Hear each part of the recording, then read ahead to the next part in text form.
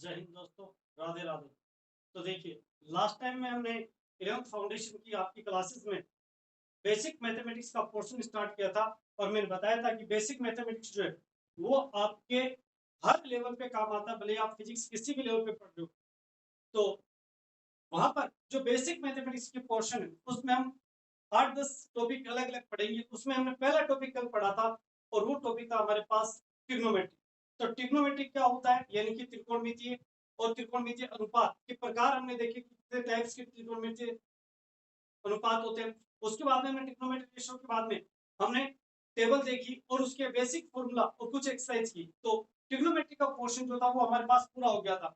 आज हमारे पास जो दूसरा सबसे इम्पोर्टेंट टॉपिक स्टार्ट होने जा रहा है वो है अवकलन या डिफरेंशिएशन। तो अवकलन या डिफरेंशिएशन क्या होता है उसको समझने से पहले हम यहाँ पर दो क्वांटिटीज पढ़ेंगे। एक पढ़ेंगे वेरिएबल, क्या पढ़ेंगे?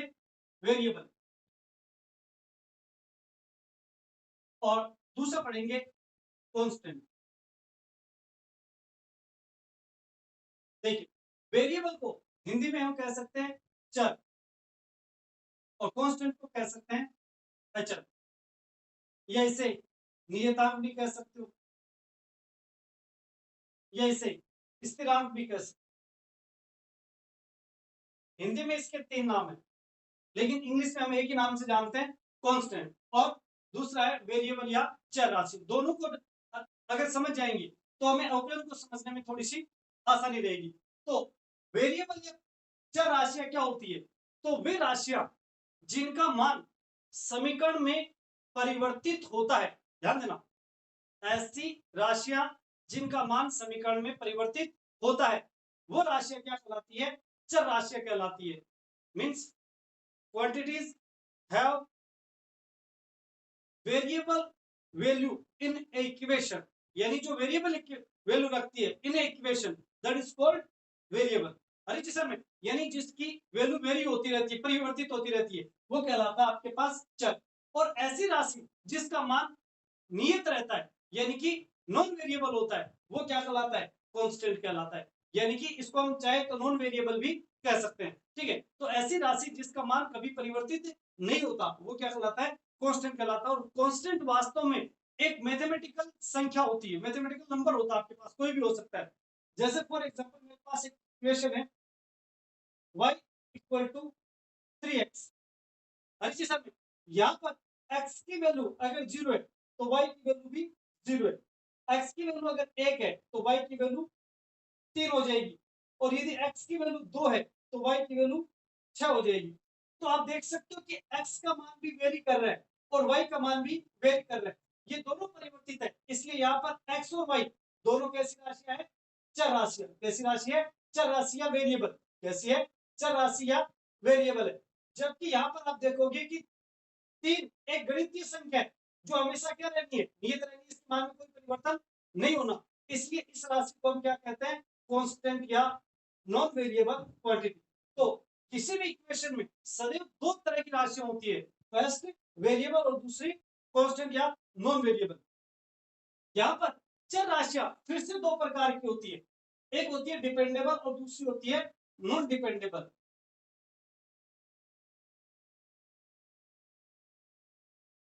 और दूसरी नॉन डिपेंडेबल।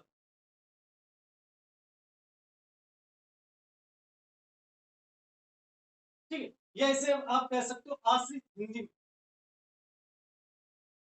आश्रित चर। और दूसरा अनाश्रित, या इसे स्वतंत्र चर भी कह सकते हो। इसे अना नॉन डिपेंडेबल को स्वतंत्र चर।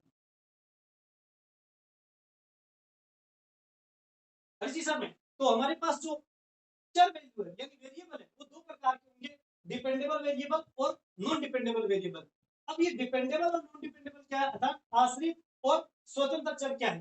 तो ऐसे चर जिनकी वैल्यू अपने आप परिवर्तित होती है इक्वेशन में, वो इक्वेशन वो क्या कहलाता है? हमारे पास स्वतंत्र चर कहलाता है। जैसे यहाँ पर x है, x यहाँ पर कैसा चर है? नॉन डिपेंडेबल या स्वतंत्र यानी फ्री वेरिएबल है।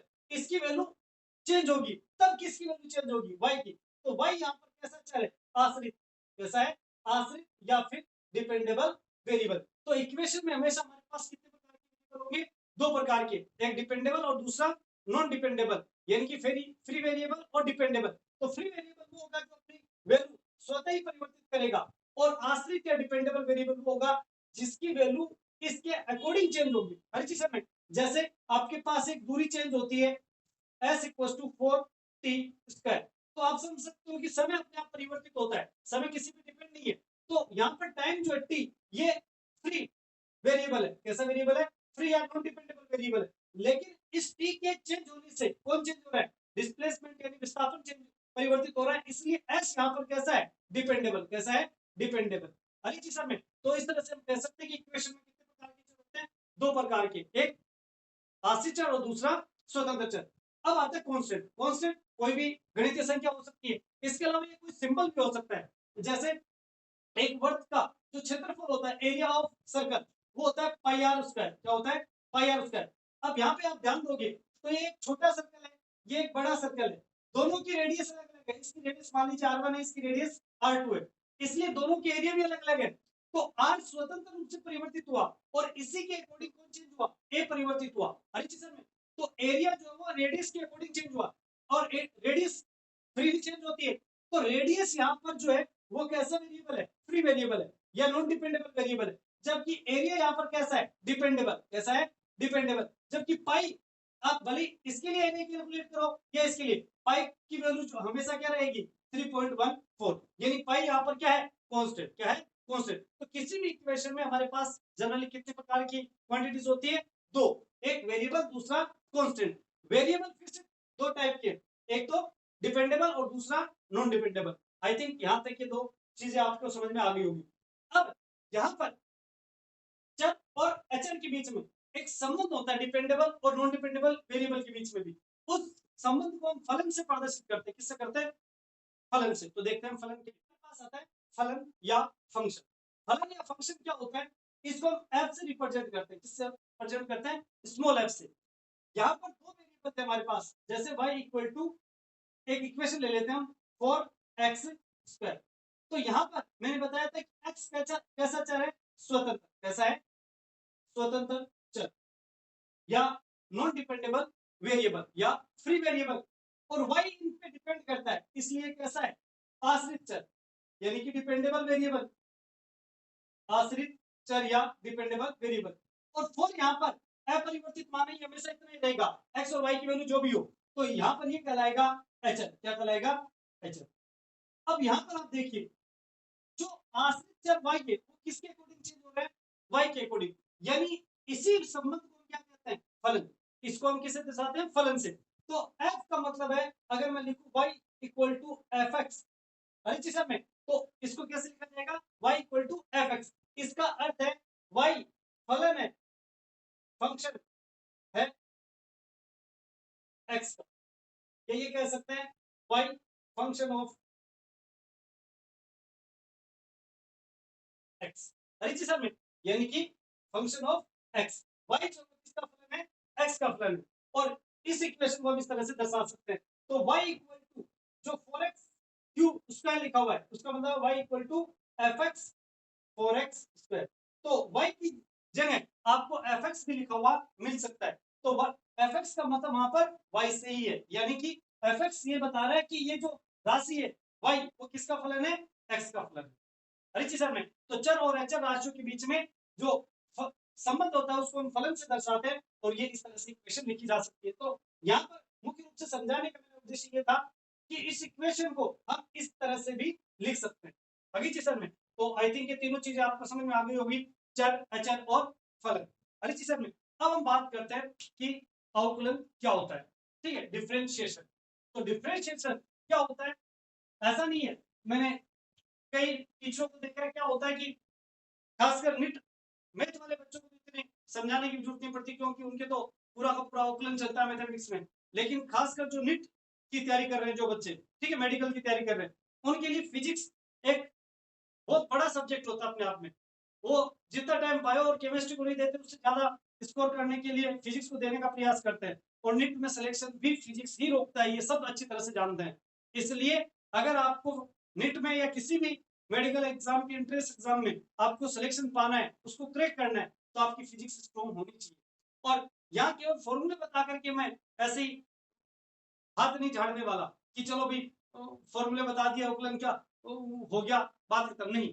पहली बार पढ़ रहे हैं तो कम से कम हमें पूरी बेसिक पता होना चाहिए, तब ही पढ़ने में मजा है। और मेरा उद्देश्य ये नहीं कि मैं यूट्यूब पे वीडियो बना के डाल दूं या लाइव क्लास ले लूं बच्चों के साथ में धोखा करूं। आप टाइम दे रहे हो अपना यूट्यूब पे, ठीक है, तो यूट्यूब पे भरमार है नॉलेज की, ठीक है, लेकिन आपको उन मोतियों को चुनना है जो आपके काम में। समंदर है ये पूरा का पूरा, इस पे अच्छा बुरा सब है, लेकिन आपको अपने काम की चीजें लेनी है, तो आपको कंटेंट अच्छा मिले, यही मेरी कोशिश है। इसलिए मैं फर्स्ट टाइम जो भी बच्चा मेरा वीडियो देखेगा, मान लीजिए फाउंडेशन का, उसको लगेगा कि कुछ नया पढ़ा मैंने, जिसका पढ़ा हुआ है वो समझेगा मैंने आज कुछ नया पढ़ा है, और जो पहली बार पढ़ेगा उसको कहेगा, वो ये सोचेगा वाह यार क्या पढ़ा है। जब तक ये ना हो तब तक पढ़ाने का मजा नहीं आता, ठीक है। तो देखिए, अवकलन का बेसिक डेफिनेशन हमें पता होना चाहिए कि अवकलन होता क्या है। तो अवकलन जो है इंस्टेंटेनियस चेंज को बताता है। किसको बताता है? इंस्टेंटेनियस चेंज को। और इसको हम रेट बोलते हैं। क्या बोलते हैं? रेट, यानी कि दर। तो इंस्टेंटेनियस रेट जो होती है वही क्या कहलाता है? डिफरेंशिएशन कहलाता है। इसको हम ग्राफ से बहुत अच्छी तरह से समझ सकते हैं। जैसे ये हमारे पास दो एक्सिस है, एक्स एक्सिस और दूसरी वाई एक्सिस। और मैंने यहाँ पर कोई भी ग्राफ बना दिया ऐसे। अच्छी सर, इस ग्राफ में मैंने दो पॉइंट ले लिए, एक ये और एक ये। यहां से यहां तक देखिए, इस परिवर्तन में बिंदु ए और ये बिंदु बी, ये दो पॉइंट है। इन दो पॉइंट तक अगर आप देखो तो ये वाली वैल्यू जो है एक्स, और ये वाली वैल्यू जो है वो भी एक्स पर है। तो मैं इसको मान लेता हूँ x1 और ये मान लेता हूँ x2। और इन दोनों का जो डिफरेंस है वो कहलाएगा डेल्टा x। और डेल्टा x इक्वल टू आएगा x2 minus x1। I think दिख रहा होगा, ठीक है। तो अब इसी के संगत अगर हम सेम इसी के पहले अगर हम y की वैल्यू देखें, तो यहाँ पर ये है y1, मान लीजिए x1 की संगत y1 और x2 के संगत y2। और इस क्वांटिटी को अगर मैं इस लाइन को अगर आगे ड्रॉ करता हूं, तो यहां पर एक राइट एंगल बनता है, यानी कि 90 डिग्री का कोण बनता है। और इस पॉइंट को मान लेता हूं मैं सी। तो इस समकोण त्रिभुज में ये वाला जो डिफरेंस है ये कहलाएगा डेल्टा वाई। और इसको मैं कह सकता हूं y2 माइनस y1। जब बड़ा परिवर्तन होता है तो हम उसे डेल्टा से रिप्रेजेंट करते हैं। लेकिन यदि if delta limit tends to zero, delta limit tends to zero, इसका अर्थ है कि परिवर्तन बहुत अल्प हो, बहुत छोटा। इसी को मैं बोल रहा हूं इंस्टेंटेनियस, इंस्टेंटेनियस।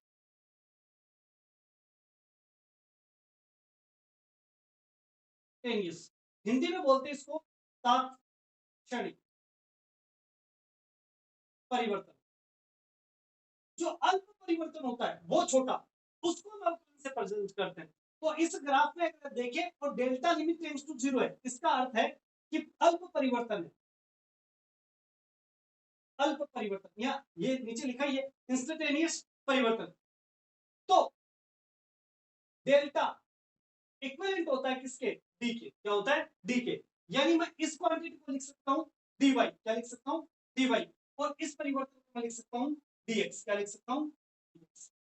और इस ग्राफ में यहां पर अगर कोण थीटा मान लिया जाए तो ये एक समकोण त्रिभुज तो बन ही रहा है, इसमें ये थीटा। अब देखिए समझने के लिए मैं इसको यहां बड़ा लिख देता हूं।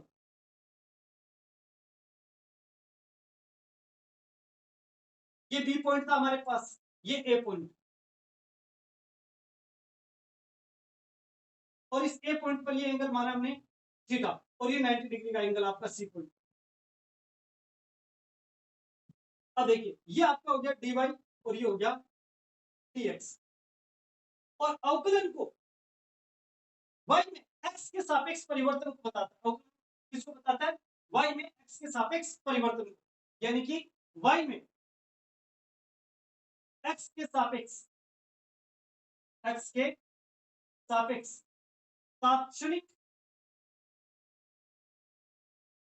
परिवर्तन y का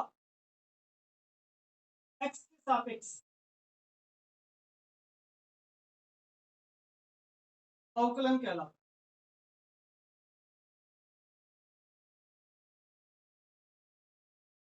वैसे मैंने ये थोड़ा छोटा लिखा, स्पेस कम था, लेकिन जो वो अगर नहीं दिख रहा वैसे दिख रहा है, लेकिन फिर भी मैं इसको बोल देता हूँ कि y में कोई ग्राफ है, उस ग्राफ में अगर हम एक परिवर्तन देखते हैं, छोटा सा अल्प परिवर्तन, तार्किक परिवर्तन, तो उस स्थिति में y में x के सापेक्ष क्या परिवर्तन हुआ, तो y में x के सापेक्ष तार्किक यानी बहुत छोटा सा परिवर्तन, तार्किक परिवर्तन y का क्या कहलाता है, x के सापेक्ष अवकलन कहलाता है। और इसे हम dy अपॉन dx से रिप्रेजेंट करते हैं, से प्रदर्शित करते हैं।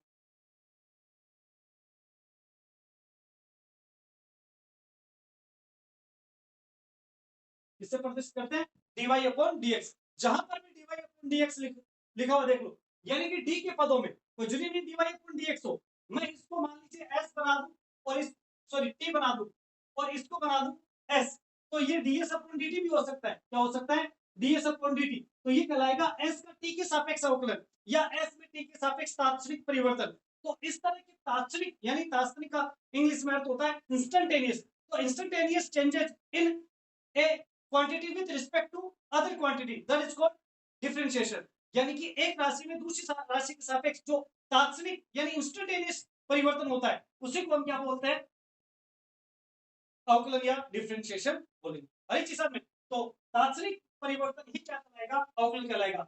अब इस ग्राफ में अगर आप देखो तो dy अपॉन dx जो है, dy अपॉन dx जो है वो क्या कहलाएगा, टेन थीटा। क्या कहलाएगा, टेन थीटा।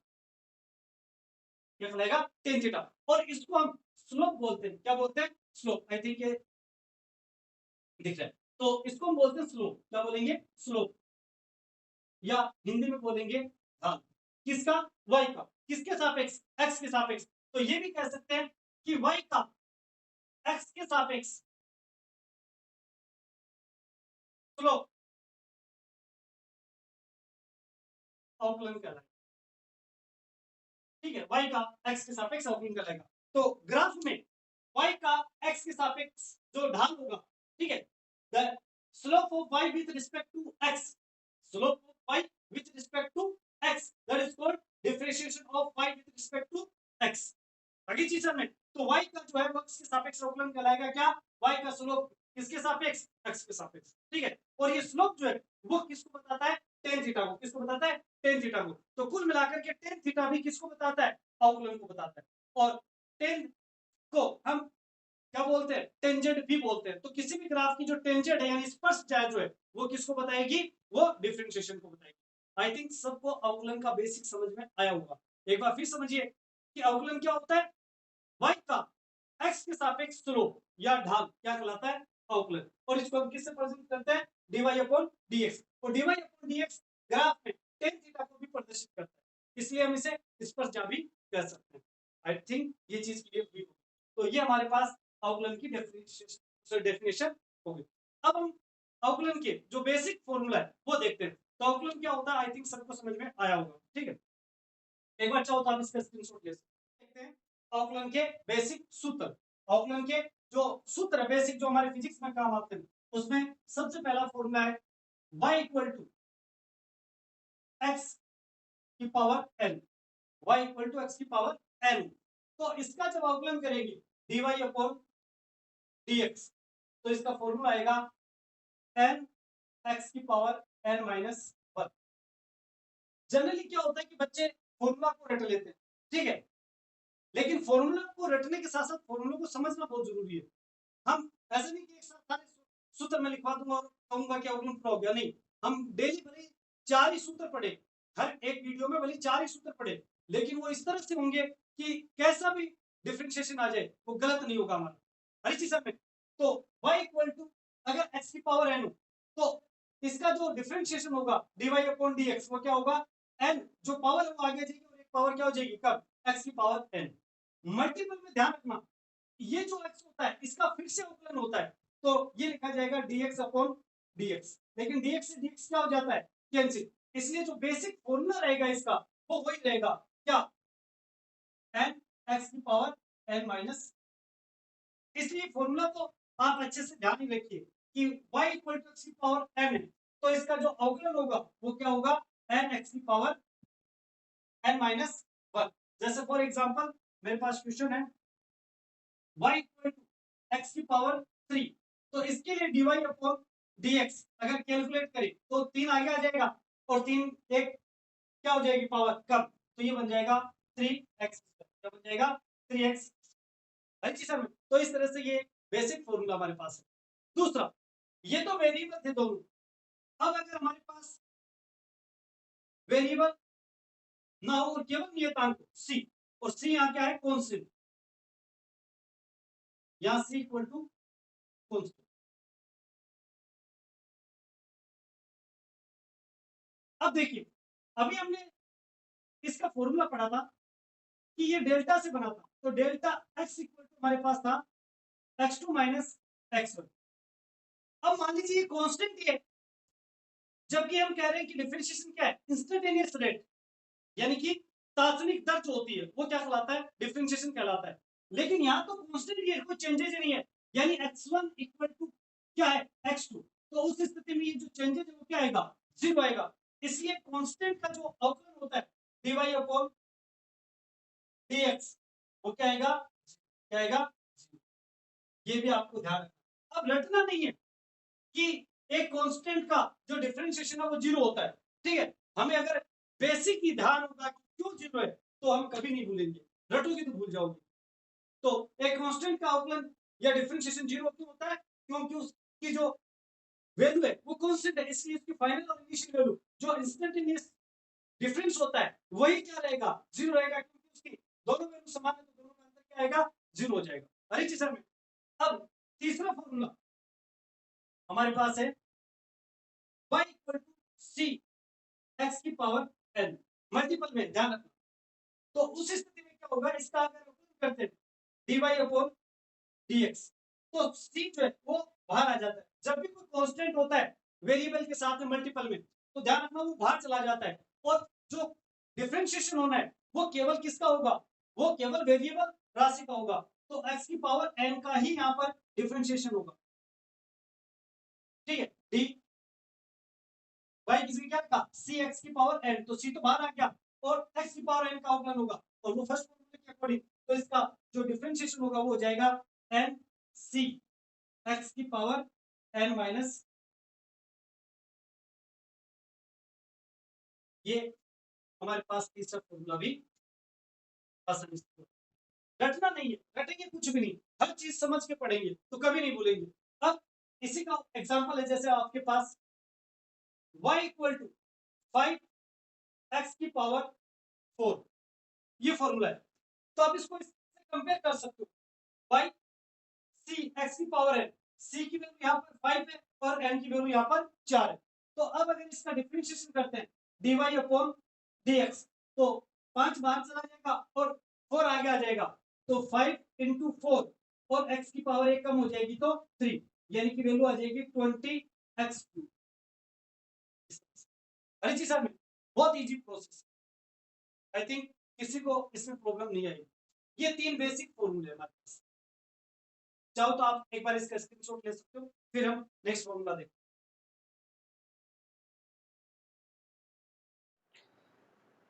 तो आज हमने अवकलन के ये 3 बेसिक फॉर्मूले आपके देख लिए, ठीक है। इसके आगे का हम देखेंगे नेक्स्ट वीडियो में। तब तक के लिए जय हिंद, जय भारत।